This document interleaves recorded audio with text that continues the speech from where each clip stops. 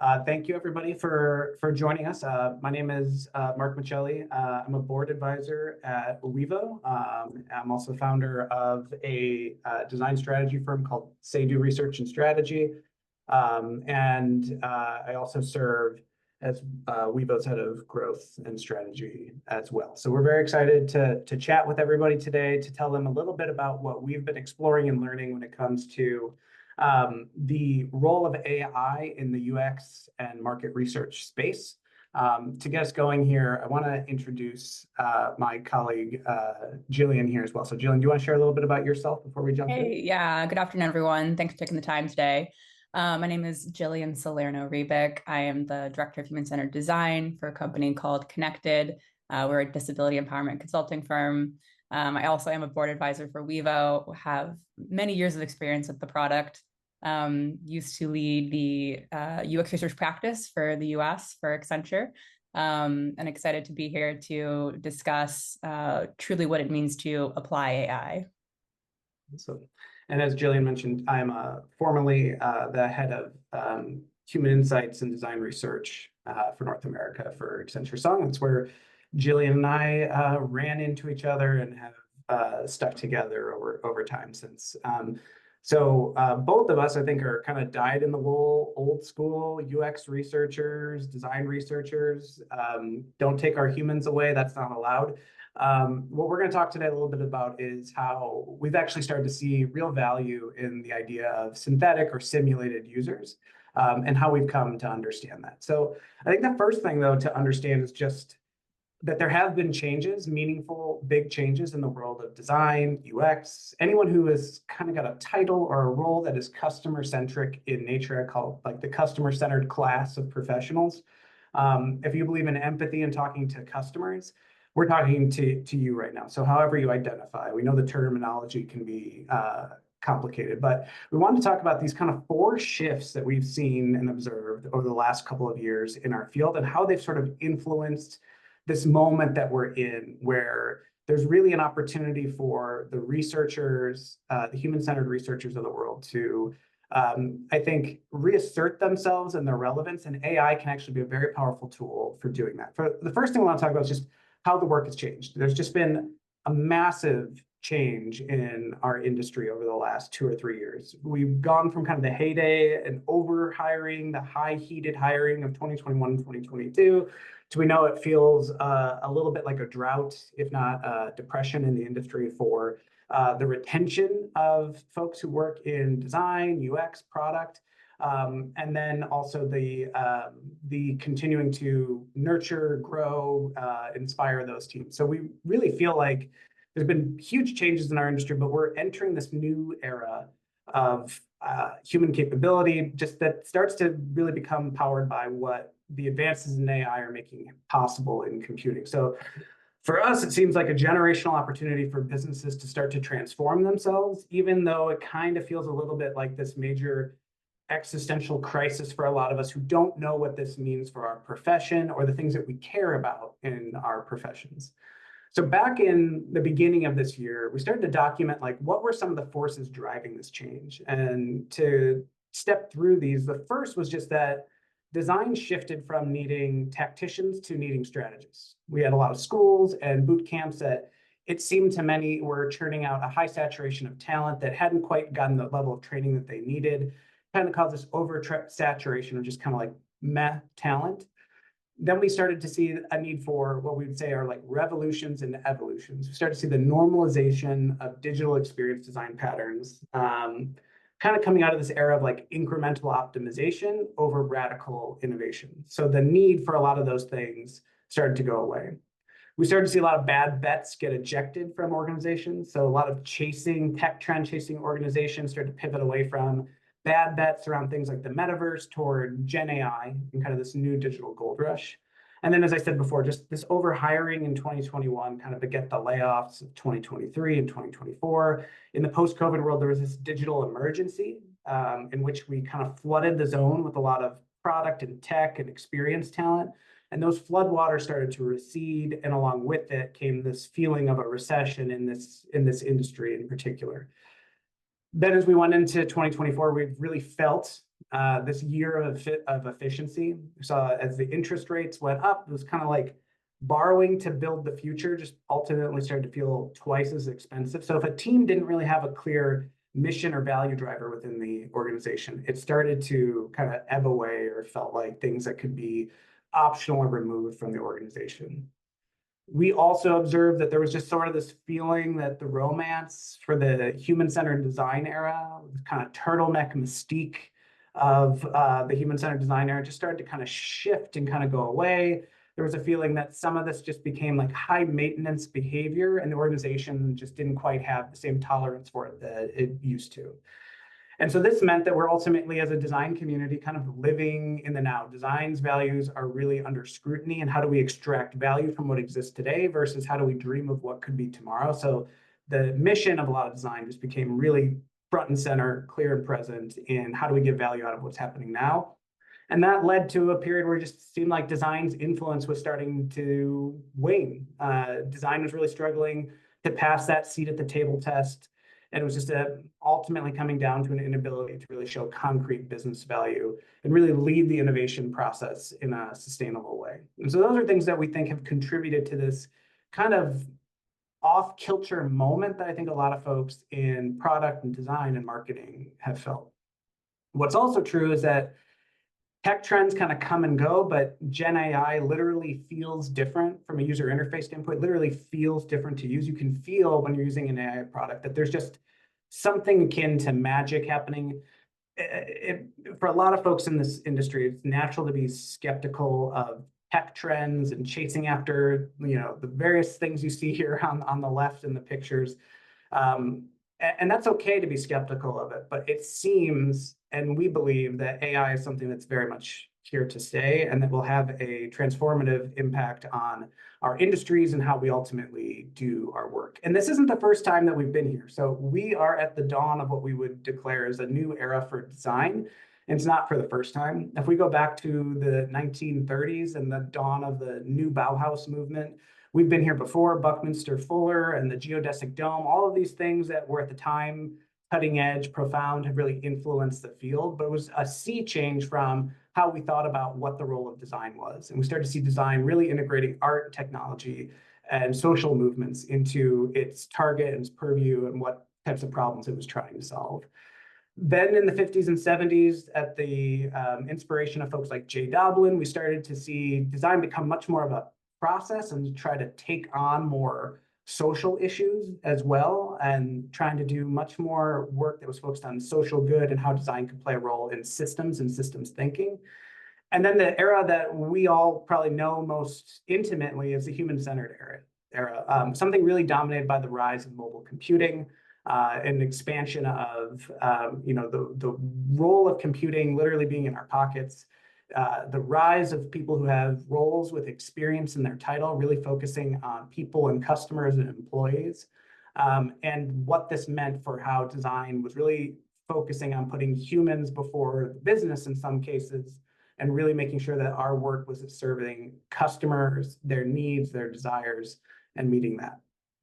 And now we feel like we're in this era that we're calling the simulation era, that there is a new era upon us that is building upon the predecessors. It's not leaving behind any of these things, but it's building on the foundation of these to say we're going into an era where things that are possible that we wanted to be able to do as a design community, that we had long fantasized about, hoped to be able to do in terms of being able to test and iterate at scale over time, every time.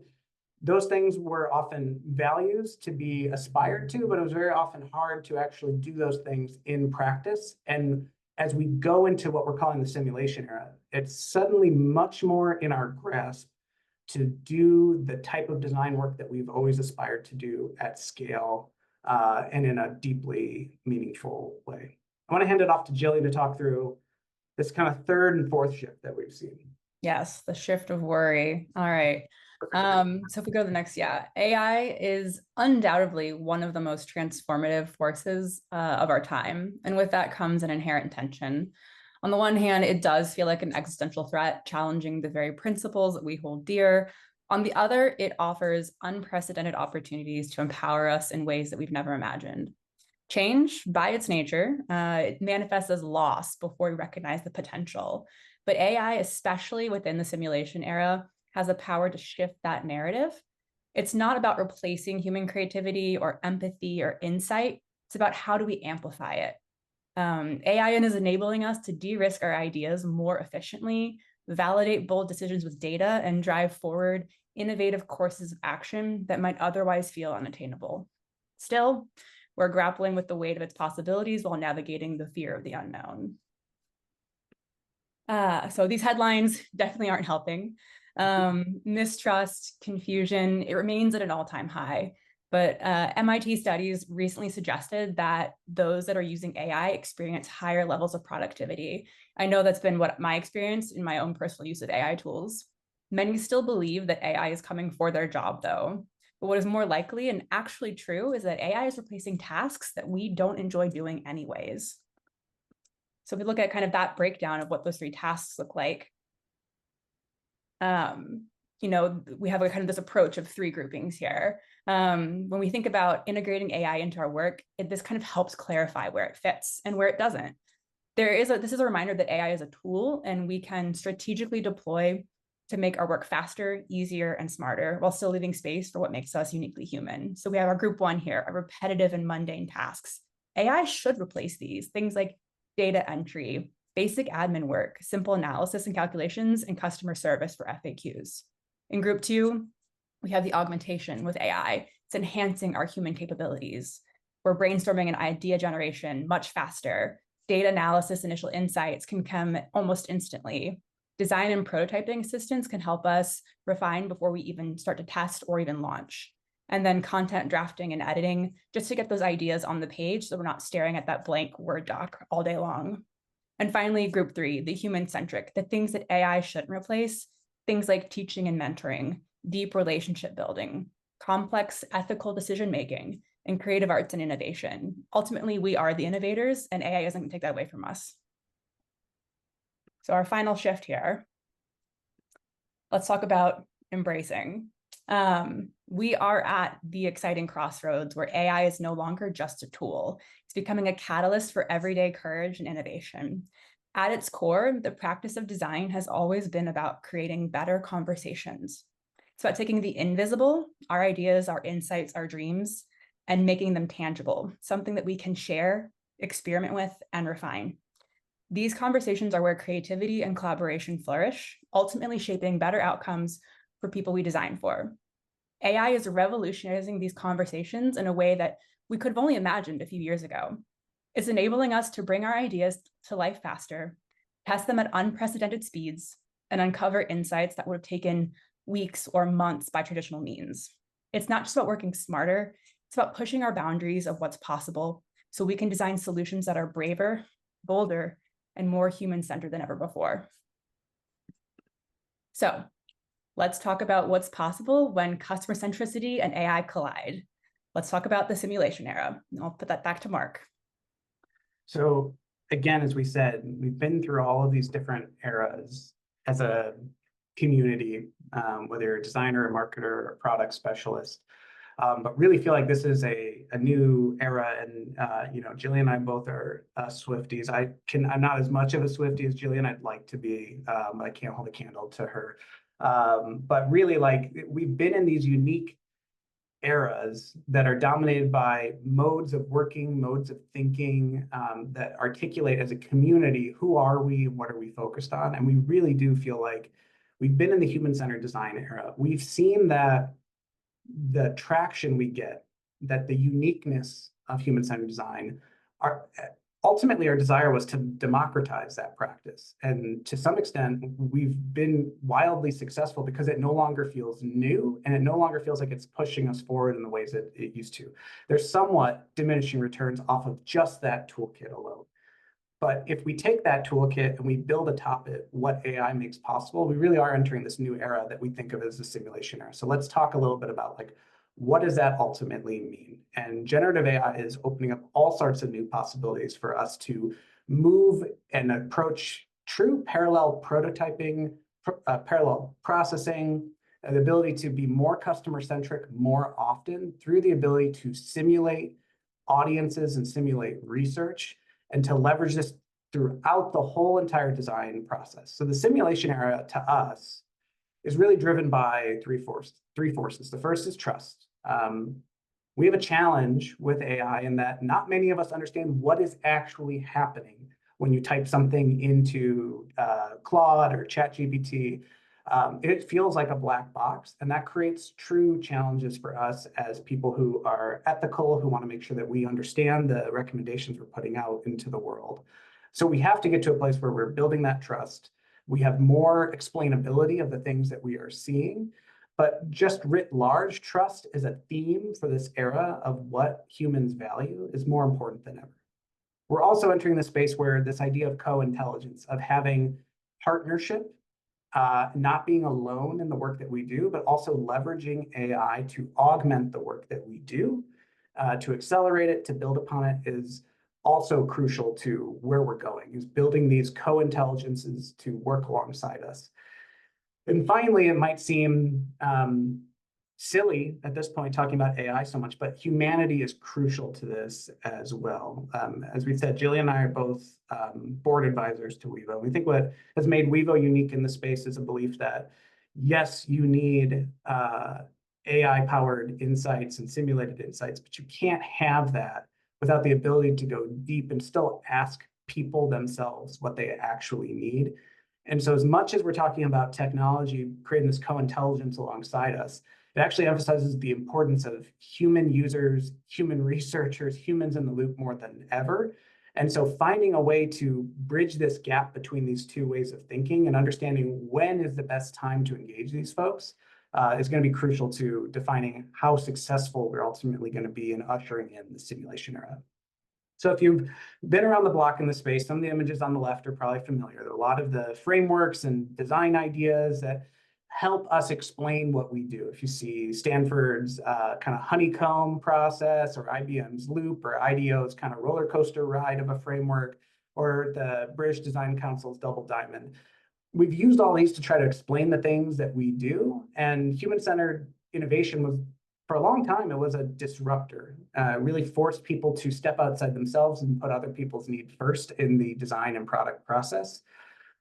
Ultimately, the rise of AI in UX research and design, I don't think it's going to be this existential threat that many of us fear. And it's kind of a generational invitation to reimagine these traditional orthodoxies, these things that have kind of become like the church and state debates of design and the philosophies of product development.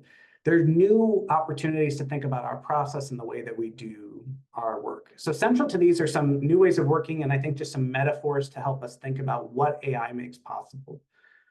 On one hand, there's AI as an amplifier. It can amplify human creativity. It can automate repetitive tasks. It can free us to get deeper insights, drive more strategic decisions. It can help us create space to do the things that are the highest order, highest calling of what we do, and focus less on the task or the drudgery or the things that take a long time and can feel mundane. We also have this opportunity to think of AI as true augmentation. It's not about replacing human insight, but it's about expanding our ability to explore more ideas and iterate faster. We can also think of AI as a transformer or transformation. Done right, I think AI transforms the UX process and enhances discovery, ideation, and execution. And then what we've talked a little bit about, this idea of co-intelligence. AI is human-machine coexistence. The future of UX is going to be about mastering the balance between AI-generated data and human intuition for impactful design. I want to just double-click into this idea of augmentation versus automation. The reason we have these images here of old school appliance advertising is that this is not new. We have for a long time been marketed and essentially sold a bill of goods about the promise of automation in our everyday lives. But the truth of the matter is that whether it was the first time we got a vacuum cleaner in the home, or a stove, or a refrigerator, or a washing machine, it didn't replace those tasks. Now, the marketing message was often that if you buy these things, you will be happier and it will free you of the burdens of having to do these tasks. But the reality is is that it just created new and different types of work. So you have a washing machine, doesn't mean you're doing less laundry. It actually means you're doing more laundry more often, right? And that's kind of the history of automation. Yes, it does oftentimes impact jobs, but it also just creates new types of work that don't necessarily diminish the amount of work that we were doing before. We're just doing more work more often and in different ways. So when we think about augmentation versus automation, automation kind of presents this opportunity for kind of a false promise, whereas augmentation is really about trying to enhance what we do and allow us to do more of the thing that we were trying to do in the first place by removing some of those lower order tasks that Jillian was talking about. So AI in the UX, the design, the product field is all about augmentation of a designer's capabilities. It can speed up processes like design generation, data analysis, but it's not really going to replace like the nuanced human-centered aspects of design like empathy and creative problem solving. So the future of UX and AI, it's going to be about enhancing human capabilities, allowing designers to focus on high impact work by trying to automate the mundane repetitive tasks while still relying on human insights and creativity for innovation. So we are fans of the double diamond. We know there's a lot of different ways you can kind of communicate the design process. We think it is great because it's simple, almost too simple sometimes, depending on who you talk to. But it's really great for communicating with non-designers what the design process can look like. And so we want to reintroduce this and kind of sort of reinterpret it a little bit for the AI era. So it ultimately can be really great for communicating with non-designers and sort of orienting us to where we are in a designer innovation project, but does have some serious drawbacks. It can be linear, can be kind of unable to accommodate complexity and communicates maybe sometimes overly simplistically like how the process is going to go. And we know it can be kind of muddy and complicated, and we don't always know exactly where it's going to go at each step. It's often idealistic. It can imply that UX, design, innovation, human-centered innovation, that the work is an end-to-end process, when a lot of the time we find ourselves sort of dropped into the woods of the double diamond at various spots, and we have to figure out where are we going? How do we move forward with the project? We might be dropped in at discover, might be dropped in at the development phase, might be dropped in the delivery phase and called to support, to help bring human centricity into that process. And because of that linearity and that idealism, it can often feel constraining. It can lock a lot of professionals into an outdated tool set or into an idealistic process and saying, this isn't the right way to do it. This isn't how we would have typically done it. So ultimately, we're in the space where it feels like what got us here might not get us to where we need to go. And when we think about what AI is going to make possible, I often cheesily think about this moment from Infinity War where Doctor Strange kind of goes monk and he starts to envision all the possibilities of how the Avengers can actually win the battle in front of them, and he only sees one way forward. And we think that's kind of what the AI augmented double diamond starts to look like. It's that we have this revolution within this evolution of a framework that we kind of all know on some level. And it's allowing us to envision many more possibilities, to go down many more different roads at scale, all at once, and sort of use that to de-risk a lot of the ideas that we have. It allows us to be more expansive and allows us to converge faster and to up the fidelity of what we're doing. And we see that AI augmented double diamond is really a dramatic expansion of possibility in the work that we would do with traditional design, product, or marketing teams. So it's really allowing us to expand sort of the timeline, the futures that we might see and try to bring to fruition. So I'll turn it back to Jillian just to talk a little bit about kind of the more practical implications of this. Yeah, so when we think about what the expansion of the double diamond looks like, we're talking about expanded possibilities, what you can look at and how much time it takes to look at those things is amplified by how many opportunities and expanded by how much time have. Again, faster execution is going to accelerate these phases and allow you to run through these cycles much more quickly. And finally, it's adaptable. You can quickly pivot without having to spend time, money, or even effort to find new ways of insight and without having to start over from scratch. All right. So a couple different ways this comes forward. We first have our rapid persona development. And as we reimagine the double diamond framework, it's a proven model for design innovation, but let's start discussing each little step here along the way. At every stage, AI is available to us in the process. And so we'll walk through how AI enhances each phase to drive faster, smarter, and more impactful outcomes, from personas to insights and journey mapping, continuous feedback and finding, value driving in workshops and alignment sessions, experimentation, and that kind of post-launch testing. All right. So quickly, a little reality check on trusting your simulated users and when you may not want to use them. We're not recommending AI for everything at every step all the time, but we are saying that simulated users are a powerful tool for accelerating research and gaining actionable insights, but knowing when to use them and when not to is going to be the key to maximizing their value for you and your organization. So let's break this down. When we're talking about using simulated users, in the early stages of exploration, simulated users are ideal for quick testing concepts, identifying trends, and uncovering behavioral patterns without needing to recruit that live audience. This is going to make them perfect for rapid iteration during the ideation phase. They're also invaluable for scaling your hypotheses, allowing you to test multiple designs, campaigns, or product variations across your different user segments. Simulated users are going to provide you the speed and scale you need to explore ideas thoroughly and efficiently. And finally, for benchmarking and competitor analysis, simulated users deliver fast and reliable feedback on how your experiences stack up against industry standards and competitors. They're going to mirror real-world scenarios and offer actionable insights for you to refine your strategy before you move forward. On the when not to use side, that said, there are moments when simulated users fall short. For example, when working on emotional or empathy-driven designs, real human feedback is irreplaceable. Simulated users lack the depth and personal experiences needed to address cultural nuances or emotional resonance. Similarly, for complex behavioral analysis, like understanding a long-term habit or bias, simulated users might miss those subtleties of human interactions, which can only be uncovered through that real-world observation. Finally, when you're in the final stages of validation, simulated users should be used to complement and not replace real user feedback. Before a product or experience goes live, human validation ensures all assumptions are tested and any gaps in AI analysis are addressed.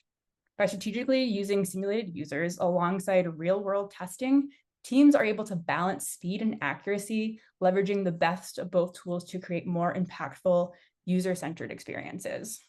And Jillian, one thing I would add here, and I know you have experience with this as well, is we both do design work with vulnerable populations, for instance. And so as much as we are advocates of the power of simulated users to really bring a great asset to the design process, there are types of users where it just frankly doesn't feel right to simulate them. You wouldn't do this with people with disabilities or mental health conditions.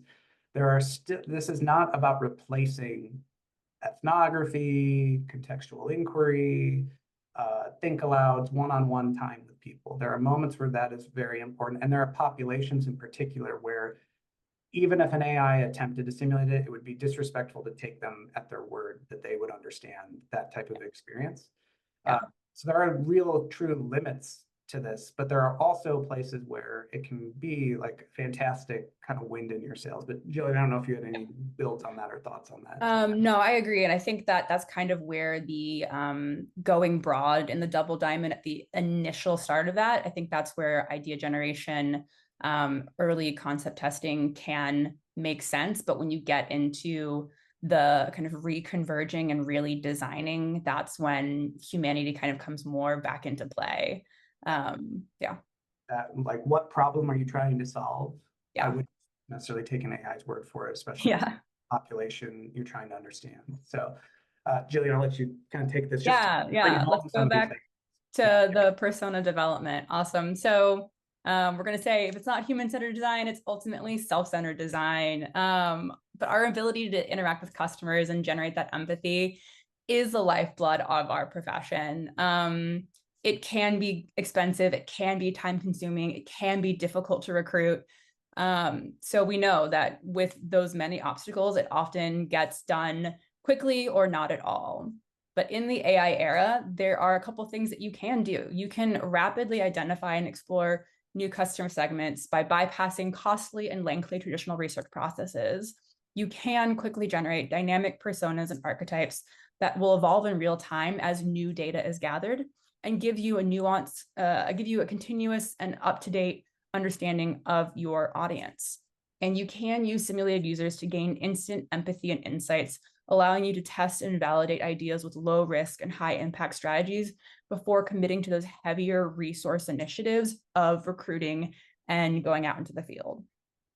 Not to be the product plug guy here too, but what you see on the right here is an example of simulated audiences created using WEVO Pulse, which is a part of the WEVO suite of tools, and just a really powerful way of really trying to quickly create personas and archetypes, and then use that to evaluate interfaces that you have really quickly as well. Yep. I found, Jillian, I don't know how you feel about it, but when I first saw Pulse the first time, seeing the ability to create personas so quickly, that's where I was like, oh, this is actually helpful. This is I think as scary as I thought. The fact that you can also customize the persona to exactly what your organization is focused on, beyond the suggestions that are made by Pulse, is really fantastic as well, and that it can remember your personas over time, and continue to provide you feedback with those people in mind. So if you've done the investment of a really in-depth segmentation or persona work, you can upload that to a tool like Pulse and have it analyze assets, ideas, and live websites to get feedback from what those types of archetypes or personas might think. Sorry, Jillian, back to you. Oh, good. All right, let's talk about our kind of continuous need to benchmark and understand kind of what is going on. So we always know that we're starting with, how are our user experiences measuring up against our competitors? How are we staying relevant? How are we driving our growth? Previously, competitor research was infrequent, resource intensive, time intensive, difficult to keep pace, needing to kind of revamp that every 16 to 18 months. It is tough. However, in the AI era, you are able to instantly evaluate the quality of your user experience against competitors in your category, industry, or even page type, allowing you to continuously benchmark and rapid course correct without having to spend that time or like extreme effort as well.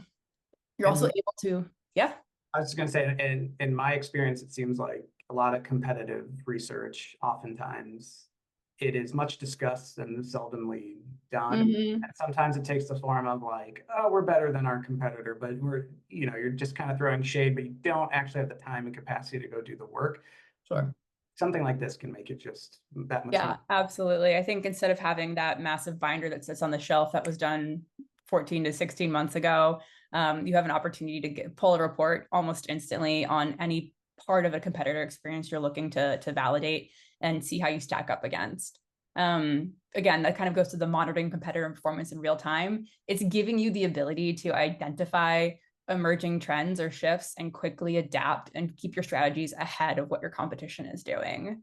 And last, that kind of creating a data-driven guardrail, it's going to ensure that your designs are both innovative and also aligned with market standards. I think that's the thing, is like the nice nuance there of looking at what is the standard for good in my industry, but also what is ahead of the curve and maybe something that someone isn't doing yet. The kind of the like experience of, the Disney of the credit card world, whatever that looks like for you. But yeah, it's allowing for kind of merging creative freedom with strategic consistency.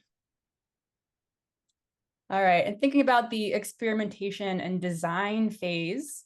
So we're talking about turning our ideas into action through these prototypes and wireframes and other kind of design outputs. Historically, you're going to have teams that are working with 2 or 3 prototypes, wanting to A/B test those. It's going to take weeks, maybe months to get through that.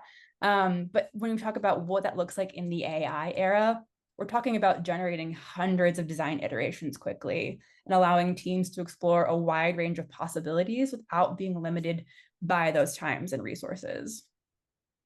We're also be talking about, AI as a down selector for our most promising prototypes, using those personas we talked about earlier to simulate customer experiments, reduce that manual effort, ensure that the best designs are prioritized for further development.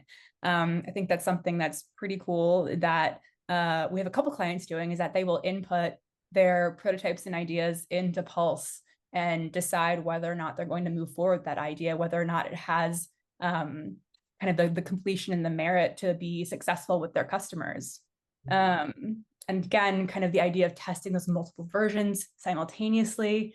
You can use those simulated insights to identify your strongest real world options and test in deeper customer interviews, making those decisions more informed at every stage of the design process.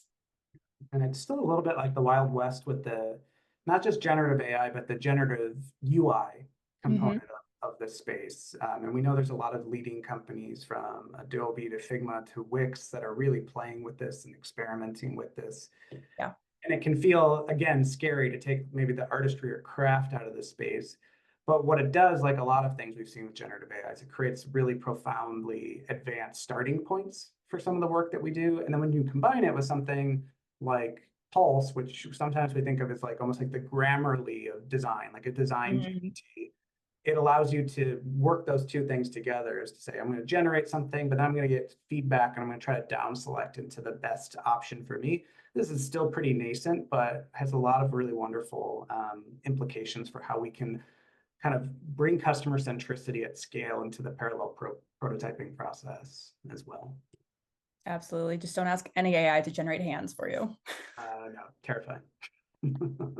All right. And then what about the post-launch testing and optimization? So, that once you launch something, that's kind of when the real challenges begin. How do we ensure we're remaining effective, relevant, and kind of optimized for the best customer experience?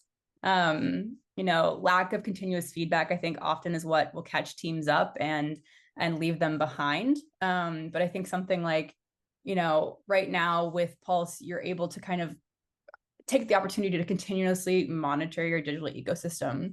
It is something that is done, again, in 5 minutes, and you can have insights into whether or not something is as effective as it should be, is reading the way it should be, is visually landing the way it should be. And you're able to kind of track that performance and use those user interactions to identify areas that are really kind of killing conversion or you need design team attention. Again, you can also use scoring. So WEVO experience quality scores, they automatically surface underperforming assets and prioritize optimizations and ensure that your designs are able to evolve to user needs and market trends. And last, quickly kind of testing those iterations, you're able to refine your designs based on live data and feedback, resulting in a constantly optimized user experience that stays relevant and effective. Again, so in Pulse, you'll see the opportunity where kind of these red highlights and green highlights come up, and you'll get feedback on what feels effective or ineffective to your simulated users. So just to revisit, we've talked about all of the different ways that it's not just about AI being something that's replacing, but something that's really augmenting and enhancing really every kind of component of the human-centered design process, which really starts to herald this simulation era where we can bring AI, we can bring this power and capability into all of these historic areas of our work and really see them enhanced, see them could be accelerated, it could see them scaled, it could see them refined, but ultimately what we're trying to do here is be more customer-centric more often. It's so easy for us to get into this type of work and to have the aspiration of talking to our customers more often, but whether it's internal politics, budget, timelines, there's so many reasons that sometimes we just don't get the ability to go back out and talk to customers and use it to refine our thinking. The ideal for so many of us is to in a theory to have the customer sitting right next to you and be able to ask them questions and to really pressure test with them as we go.